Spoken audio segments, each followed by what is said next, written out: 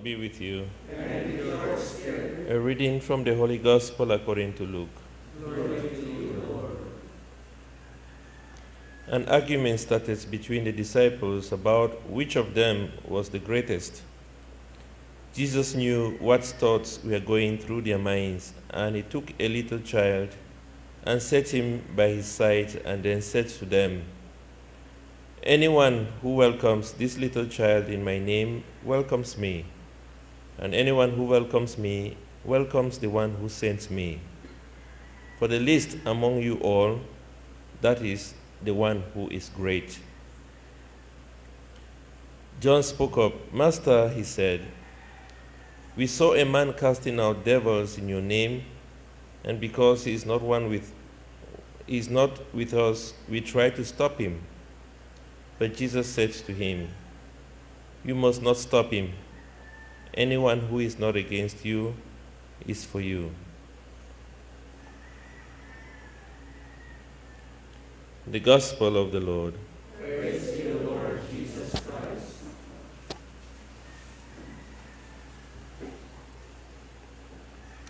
So we come across the disciples. I think we had this reading a Sunday about a Sunday ago from Mark's Gospel, and today we hear this. No, actually yesterday. It was yesterday from Mark's Gospel, and today we listen to the same story but from Luke's Gospel.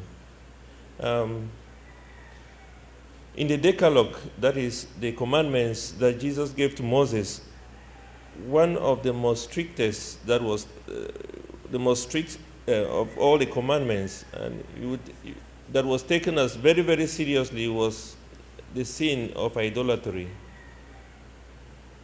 the sin of worshiping idols. And it was, even till today, it is a very, very terrible thing to do if you worship idols, because what you are doing, therefore, is that you take God out of your life, and then there is this thing that you are worshiping. And I mean, when they talk about idols, people think about statues like Our Lady, of which we have been accused many times of worshiping it, which is not true. People think about money as an idol. People think about other things, wealth, statues, or maybe, other gods in other places. Like in Africa, we have other gods that people worship. Maybe here also we have things that we worship. But the greatest form of idolatry is the self, worship of the self. People never talk about that. People never talk about that. They talk about money, they talk about statues, they talk about different things. But they never talk about the self, which is what has really destroyed the world at the moment. The worship of the self. Who is great? This is the same temptation the disciples fell into, of asking themselves, who is greatest among us? Now, when you talk about great now in the world, or who wants to be the greatest, is the person who is in authority, who is in charge of everybody else. And this is the kind of situation the disciples found themselves in. Who amongst us is going to give a command to the rest of the people that they listen? Who will be great? And this is what has happened. The political systems that we have at the moment, people trying to stay in power because they want to take control of the others, because they want to be the greatest in the nation. They want to be the first. And Jesus gives them an example. He says, he brought a little child before them, and he says, "Anyone who welcomes this child welcomes me. And anyone who welcomes me does not only welcome me, but welcome my heavenly Father." And he says that the least amongst you, one who is like this child, is going to be the greatest of all of you. Will be the greatest of all of you.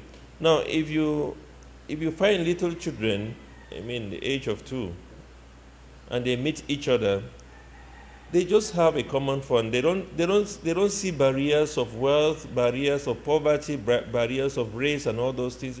Once they meet, they can play with one common toy together.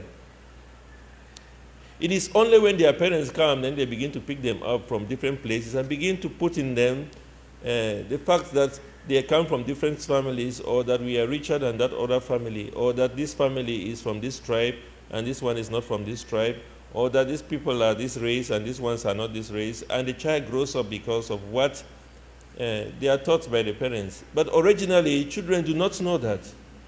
They cut across all boundaries in order to have fun.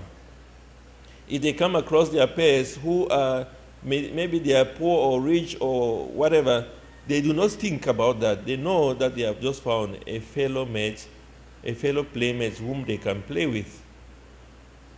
And Jesus says we must become like, at times we think we are the only ones who are to teach children. But children have a lot to teach us. And one of it is that we must be able to cut across boundaries and love each other. That's what Jesus says. We must become, we must become like little children in their way of being. The most humble of people. They depend on God for everything. They depend on their parents for everything. In the same way, we must depend on God for everything. And that's why Jesus is very strict about his commandment. And he says, if you want to be a follower of mine, in Luke chapter 9, verse 23, you must deny yourself. Denial of self. You must not look only about the world around you. It is not about what is right for me, it's what is supposed to be right for everybody. It is not about my opinion that counts. It is not about what I say. It is about what is good for the other. It is a very difficult thing to do. And if we have been able to overcome ourselves, then we can say we are getting closer to God. If we think more of others more than ourselves, then we can begin to say that we are making a world a better place. Now we are talking about even things like vaccines now, which is the talk of the day. What is happening now? There is a summit that is going on. I don't know whether it's finished now, but about the vaccines being distributed to everybody. That was the call of Pope Francis in the beginning. Let us make sure that these vaccines reach even the poorest of all countries. But what happens? Every country wants to secure for itself. And then if there is an extra, then they send to the poor countries. That is idolatry. That is what is killing us, because we do not think about others without thinking about ourselves. Think about yourself as a Christian. Okay? Let's not talk about things that maybe we are not involved in. When you are praying, who do you pray for first? Pray about yourself, pray about your family, pray about... And then those people in Afghanistan who are suffering is not really your problem, because your family is not there. Or other people who are in other places that are going through difficulties, that is their problem. If we have to be Christians, if we have to be followers of Christ, if we have to be the greatest, then we must become like little children. Jesus says we must die to ourselves. St. Paul uses the language of we must crucify the self in Galatians chapter 5, verse 23. We must crucify the self. We must die to ourselves. We must think about others first. When you come even to eat, think about who is coming after you. That is the self that you are killing. So if we can be able to overcome our ego, it is not about I, it is not about me, it is about what is good for the other person. What is going to be perfect for him. Even if I'm not going to have it, what can I do more for some other person? And this was the life of Saint Vincent, whom we celebrate today.